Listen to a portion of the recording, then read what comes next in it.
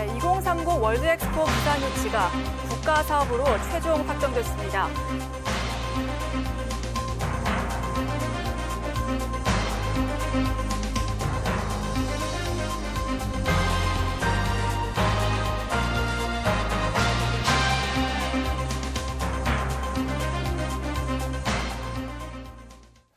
네, 첫 소식 먼저 좀 반가운 이야기부터 시작하겠습니다. 2030 부산 월드 엑스포가 국가 사업으로 추진되게 됐습니다. 자, 이야기 손님 모셨습니다.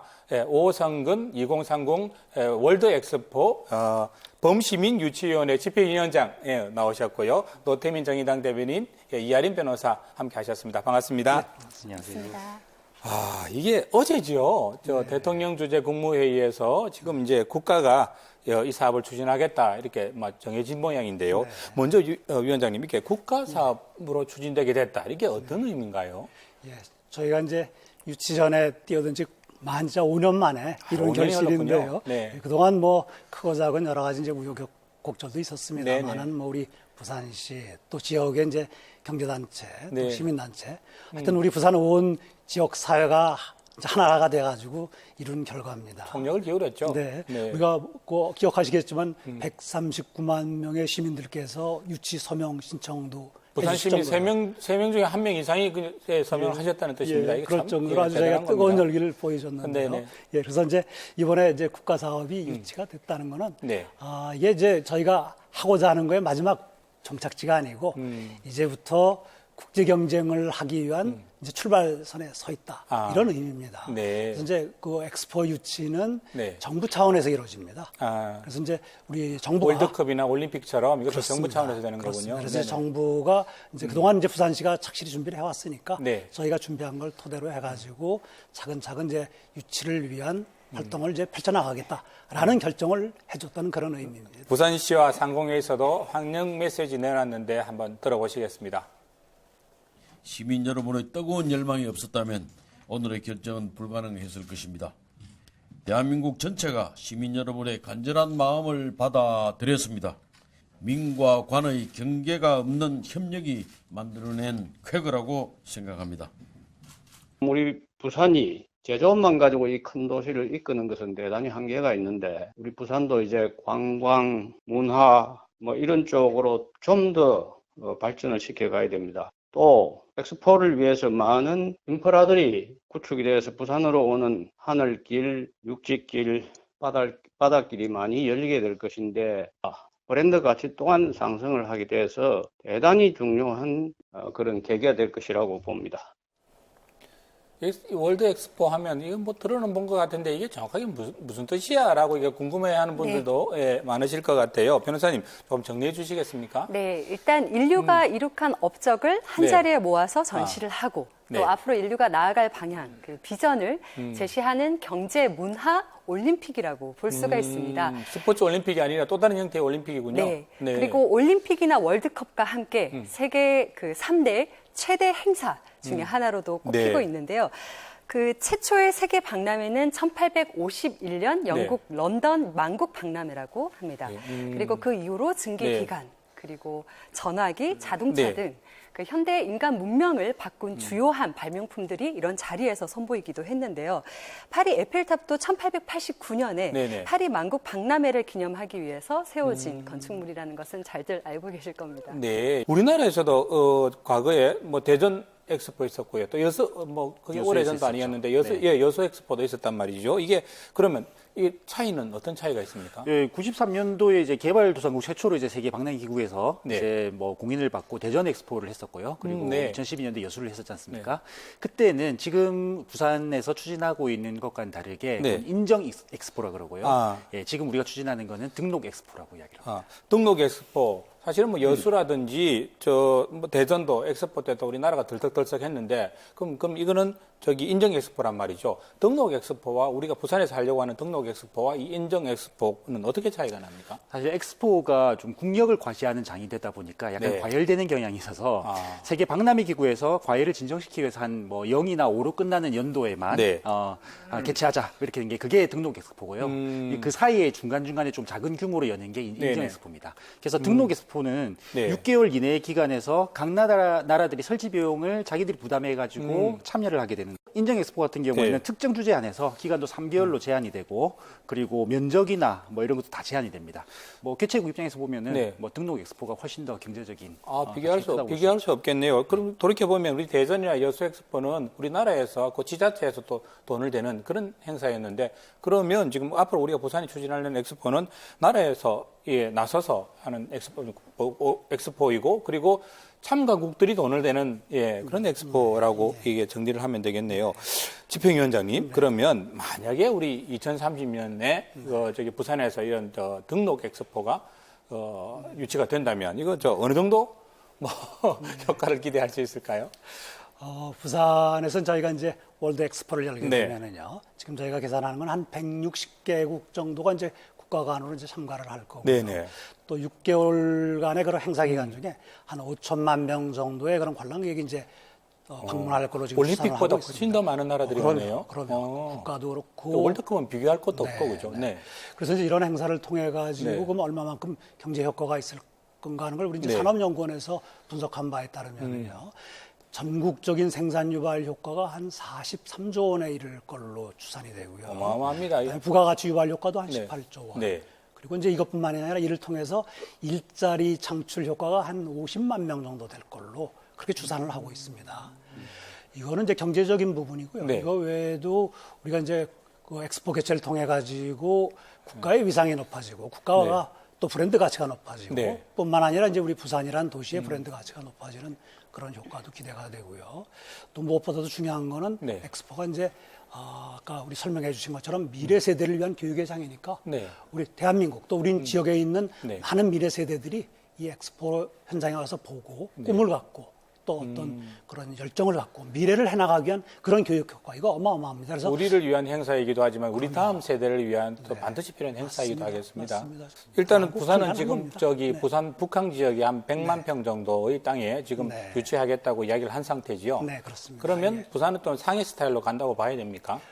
그렇죠. 저기도 수변 지역을 가지고 네. 지금 뭐 우리 그 북한을 중심으로 하는 온도심 지역이 이제 네. 노후화돼 있으니까 아하. 이 부분을 엑스포를 계기로 해서 네. 상당히 도시 재대 개조를 한다든지 도시 재생을 한다든지 네. 이런 개념으로 하면 아마 엑스포하고 지금 추진되고 있는 부산 북한 통합개발 계획 이게 잘 어울려지면은 아마 그 지역이 우리 부산을 대표로 하는 상정백회 상황이 그렇죠. 벌어지겠습니다. 그렇죠. 한때 컨테이너만 가득한 네. 항만이었던 곳이 어마어마하게 달라지겠습니다. 부산을 대표하는 지역으로 탈바꿈하고 또 시민의 네. 삶도 그만큼 또 질이 높아지는 그런 결과를 기대해 보겠습니다. 어제 상당히 좀 기분이 좋으셨던 것 같은데, 저기 6월부터는 뭐 본격적인 국민적인 축제 분위기를 한번 만들어 보겠다고 하시는 때, 오던 시장 이야기 한번 더 들어보고 또 이야기 진행하겠습니다.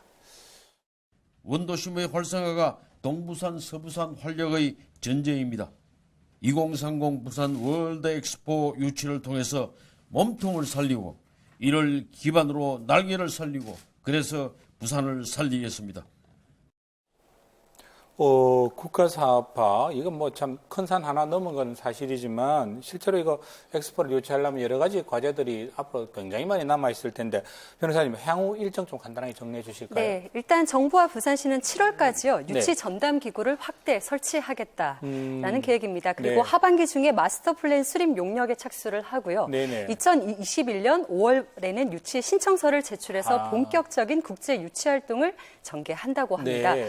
최종 개최 도시는 2023년 11월 170개 회원국이 참석하는 국제 박람회 기구 정기 네. 총회에서 결정이 될 거고요. 현재 우리나라뿐만이 아니고 러시아 그리고 네. 프랑스 등이 유치전에 뛰어들 거라는 소문이 들리고 있습니다. 아니 이게 저기 뭐 프랑스, 러시아 뭐 이런 나라들이 뛰어든다면 이거 보통 부담이 아닐 텐데 이거 저기 부산 경쟁력 그리고 조금 객관적으로 바라봤을 때 어떻게 보십니까? 예, 뭐 부산은 뭐 이제 충분한 배우 이제 인구를 가지고 있고요. 네. 또 뭐 교통, 숙박 이런 인프라도 상대적으로 뭐 괜찮은 편입니다. 그리고 네. 또 이미 국제 행사를 여러 번 치러본 그런 경험도 축적이 네. 되어 있고요. 있고요. 그래서 충분히 뭐 경쟁력이 있습니다. 다만 좀 문제가 되는 거는 네. 우리 이제 항공 접근성 부분에서 좀 취약한 부분이 그 이야기를 있는데 하시는 분이 많습니다. 지금 저 160개국 가운데 부산 직항이 개설되어 있는 나라는 13개국에 불과하다고 이야기를 하던데 이 부분 신공항 문제하고 직결도 되겠습니다. 그래서 아무래도 이제 이 부분은 뭐 엑스포를 또 이제 저희가 준비해 나가면서 네. 풀어나가야 될 과제로 하고 보고 있고요. 그래서 저희가 이제 2030년도니까 거기에 네. 맞추어서 또 주제를 잘 개발하고 네. 또 저기 이제 북항을 중심으로 한 거는 회장 배치 계획 같은 걸 차별화 있게 네. 좀 전략적으로 잘 준비를 한다면은 뭐 아까 이제 몇 개 도시를 얘기했습니다만 아직 구체적으로 저희처럼 더 적극적으로 이렇게 2030년도 엑스포 월드 엑스포를 유치하겠다고 그 표명한 나라는 아직 없거든요. 아직 본격적으로 선언하고 나선 나라는 없네요. 그래서 네. 그렇지만 이제 뭐 어떤 도시가 나오든 간에 네. 저희가 충분히 해봄직하지 않나 하는 그런 생각을 해봅니다. 정말 좋은 결과가 있어야겠고 앞으로 또 더더욱 더 노력을 기울여야 되겠습니다. 자, 오성근 집행위원장님 오늘 고맙습니다.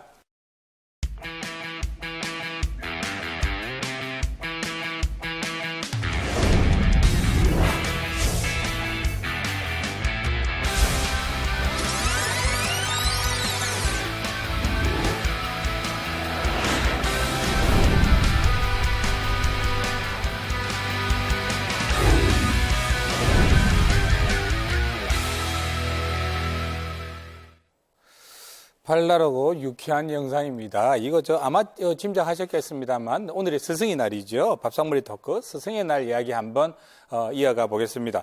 이 변호사님, 이게 어떤 영상인지 자초지종 좀 설명해 주시겠어요? 네, 부산시 교육청이 스승의 날을 맞아서 네. 그 뜻을 교사, 학생 그리고 시민들과 함께 나누자는 의미에서 선생님을 추천해달라라는 네. 걸 이제 SNS에 올렸고요. 네. 그리고 SNS에 학생들에게 이른바 인싸 선생님을 추천해달라고 했더니 여러 선생님이 네. 올라왔는데 오늘의 주인공은 그 중에 한 분이십니다.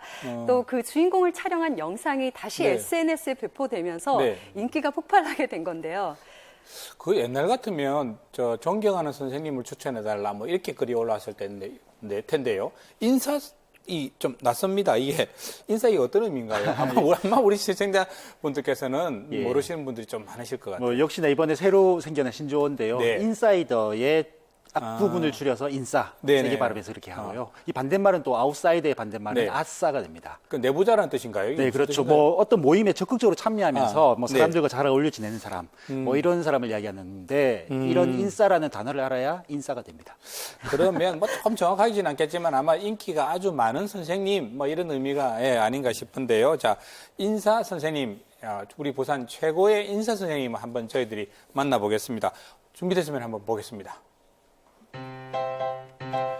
네, 부산 사하구에 있는 삼성여고입니다. 네. 이제 선생님 뒷모습 보이고요. 근데 학생들이 뭔가 촬영을 한다고 난리네요. 어휴, 저 출석한 거 좀 봐. 네, 인싸 선생님, 그 주인공은 삼성여고의 조래성 과학 선생님이십니다. 네, 수업을 하고 계신 것 같고요. 그 아이들이, 아이고, 여기 조는 애들도 있고, 아마 연출된 거 아닌가 싶은데 집중을 안 해요. 네, 봄이 되니까 아마 많이 졸린 것 같습니다. 네. 아마,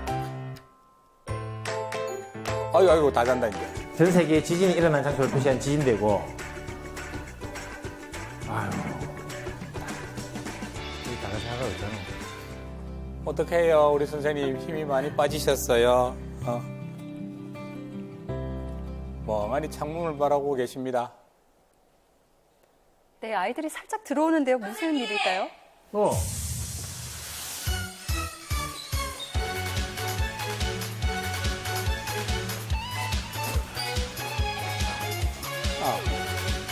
이게 아마 이거 유명한 개그맨들, 개그우먼들, 셀럽파이브라고, 맞아요. 그거 흉내내고 있군요. 네, 선생님 힘내시라고 아주 준비한 것 같습니다. 선생님 기운 내시라고. 너무 귀엽네요. 아이고, 선생님, 안 웃을 수가 없겠어요.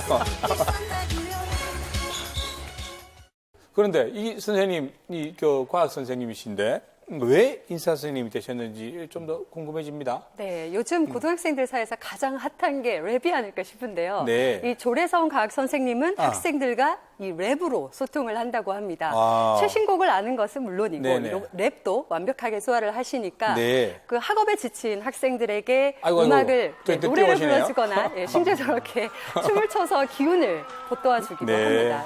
저런 면이 있는가 하면은 학생들한테 하고 싶은 이야기를 손편지를 써서 또 직접 이렇게 한 학기에 한 번씩 전달해 주시거든요. 아, 애들한테 직접요? 예, 그러면 사실 이제 심쿵하게 되는 거죠, 학생들은요. 네. 네, 준비한 영상이 있는데 또 함께 보시겠습니다. 절대 당황하고 힘들 때 어떻게 하면 제가 좀 더 힘이 되어줄 수 있을까 하고 좀 고민을 많이 합니다. 중요한 중간고사 시험을 앞두고 있을 때 힘내라고 이렇게 쪽지를 써서 준다든지, 그리고 체육대회, 엄청 무더운 체육대회 때 팥빙수를 만들어 먹는 그런 이벤트를 한다든지, 그런 것들, 학생들이 학교 생활할 때 필요한 것들이 뭔가를 좀 고민해보고 그걸 좀 챙겨주려고 노력을 합니다. 예의 없이 장난쳐서 죄송해요. 하지만 다 너무 좋아해서 그런 거니까 이해해주세요. 사랑합니다. 쌤, 저희 반 너무 속썩여서 죄송하고요. 앞으로 남은 거 잘 부탁해요. 사랑해요. 감사합니다. 선생님 사랑합니다.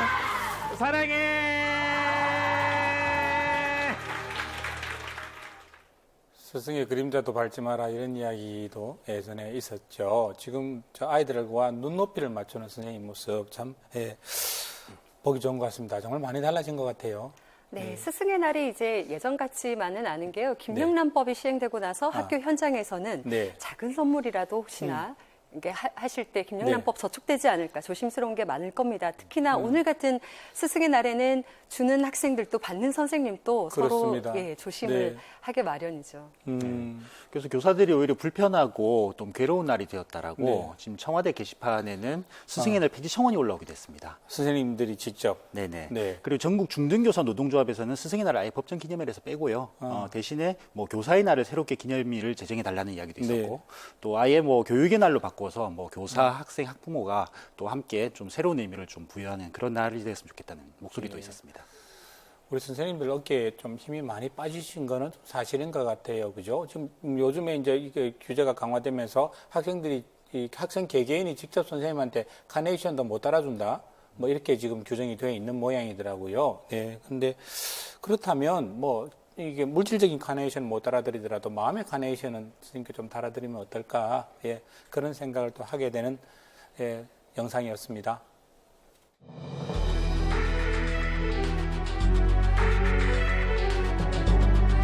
순찰차가 음주 단속에 응하지 않고 달아나는 차량을 추격합니다.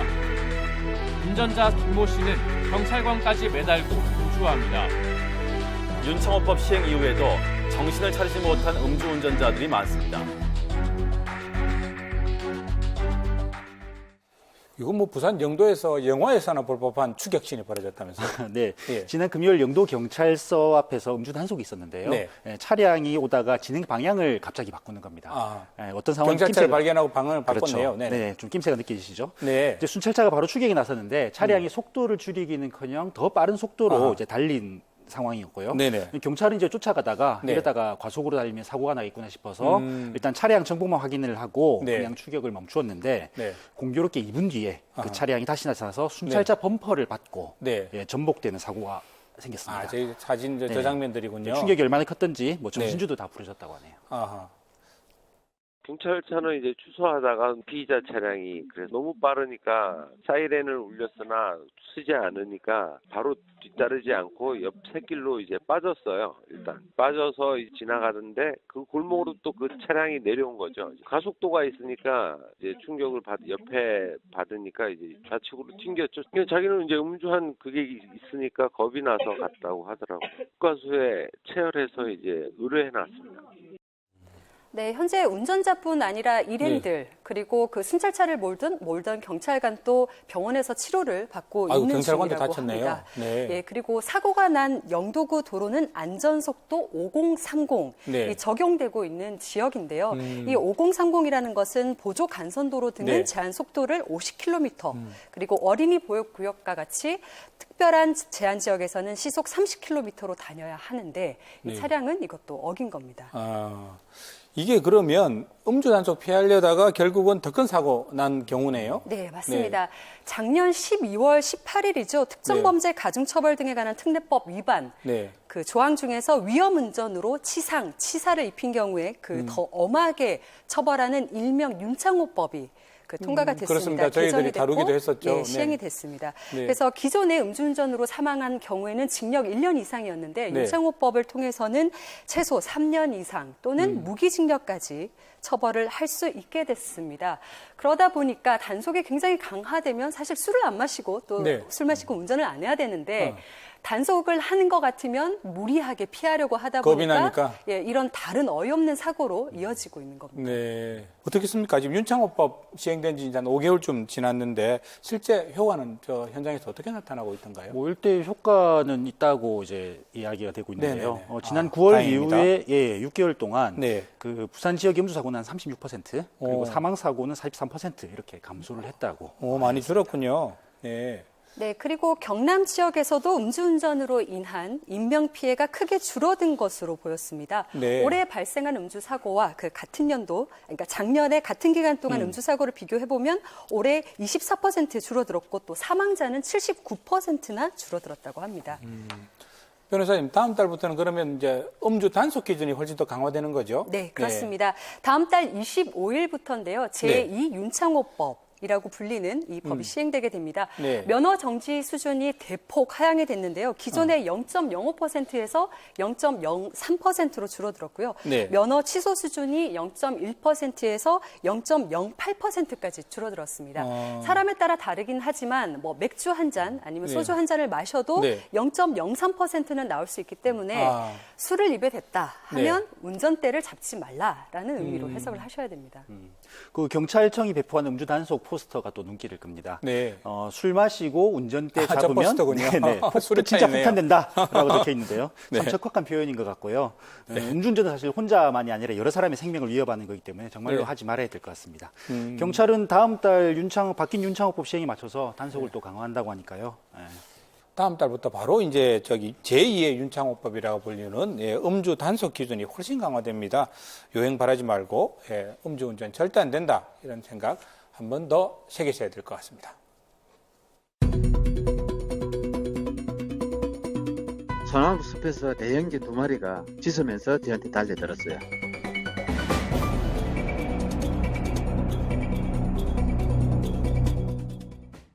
개가 주인공입니다. 자전거 타고 가는데 큰 개 2마리가 갑자기 달려들었다는 이야기네요. 네. 그 3년 전에 부산 녹산동에 자전거 네. 도로에서 일어난 일인데요. 이 50대 남성이 자전거를 타고 네. 가고 있었는데 대형견 2마리, 크기는 한 무릎 정도 오는 듯합니다. 네. 2마리가 동시에 이분한테 달려든 겁니다. 네. 그래서 달려들어서 피해자는 이제 무방비 상태였으니까 그러니까요. 상당히 놀라기도 하고 위협감도 느꼈었을 것 같은데요. 네. 직접 한번 들어보시겠습니다. 국가에서 갈아줬는데 가린 쪽에서 튀어나오는데 어떻게 자전거 타고 가면서 운동을 하면서 어떻게 알아봐야 그걸 보고 합니까? 정신적으로 트라우마가 많죠. 예, 많습니다. 징그럽죠. 뭐 지금도 큰 개들 보면 트라우마가 생길 정도로 놀랐다고 하시는 것 같은데 보니까 개 목줄도 안 하고 누가 풀어놨던 모양이에요. 이게 피해자가 어느 정도 다쳤다고 그러는가요? 네, 당시 피해자는 달려오는 개들을 급하게 피하느라고 자전거에서 떨어지면서 무릎을 크게 다쳤다고 하고요. 네. 전치 8주 진단을 받으셨고 오른쪽 무릎 관절에 후십자 인대가 찢어지는 부상을 당했다고 합니다. 많이 그리고 다쳤네요, 정말. 네, 수술을 받았음에도 불구하고 네. 무릎에 이제 장애가 남았다고 해서 장애 판정도 받았는데요. 네네. 재판부는 개들이 피해자를 공격했는지는 불분명하지만 그러니까 증거가 좀 부족하지만 네. 개들을 피하던 중에 넘어져서 다쳤을 가능성을 고려해서 견주에게 70%의 배상 책임이 있다라고 판단을 했습니다. 국가에서 거기에 나왔어요. 직업 장애인으로 아무 잘못 없이 왜 30% 책임을 져야 됩니까? 인간 세상 살면서 재수가 없으니까 잘못된 걸로 지불을 하고 책임을 져야 됩니까? 왜 책임을 져야 되죠? 대형견 정도 되면은 목줄하고 마스크는 막아놔야 돼요. 그거는 할 수 있는 일이잖아요. 인재잖아요. 저 사건으로 인해서 저 피해자 저분은 이 평생의 장애가 왔고 직장도 못 다니게 됐고 제대로 뭐 편하게 어디 등산을 갈 수 있겠습니까? 삶의 어메니티 자체가 굉장히 질이 떨어지는 상황이 벌어졌을 텐데 왜 내가 30% 책임을 져야 되느냐? 막 이런 항변을 하시는 것 같습니다. 예. 저도 이런 점들이 아쉬운데 대형견 2마리가 왜 목줄 없이 풀어놨을까요? 그 점도 저도 참 안타까운 부분입니다. 네. 저도 반려동물과 같이 살고 있지만 네네. 반려인들이 사실 좀 더 주의를 많이 기울여야 될 부분인 것 같아요. 네. 그러니까 지금 동물보호법에 따라서도 이제 외출할 때 목줄은 기본이고 또 네. 맹견은 입마개를 반드시 하게 돼 있거든요. 그렇죠. 네, 그래서 만약에 뭐 사망사고가 나게 되면은 뭐 3년 이하의 징역 그리고 3천만 이하의 벌금 이렇게 좀 처벌도 강화돼 있는데 네네. 그 사실 이제 맹견 같은 경우 입마개를 해야 된다고 하지만 지난번에 엘리베이터에서 한 남성을 물었던 그 개 같은 경우도 그렇고요. 해운대에 있었죠. 예, 해운대에서. 맹견으로 분류되는 종이 아니었었습니다. 네. 그리고 이번 사건에도 역시나 맹견으로 분류되는 종이 아니었거든요. 개들이 상황에 따라서 그리고 또 성격도 다 다르기 때문에 언제 어떤 일이 발생할지 모르기 때문에 사실 반려인들이 좀 더 주의를 해주셔야 될 것 같고 그게 또 반려견들을 위해서라도 좋은 일인 것 같습니다. 자, 우리 개 안 물어요. 우리 개 순해요. 이런 이야기를 참 많이 하십니다. 자기한테 해당되는 이야기지요. 예, 늘 목줄하고 주의 기울여야 되겠습니다. 두 분 오늘 수고하셨습니다.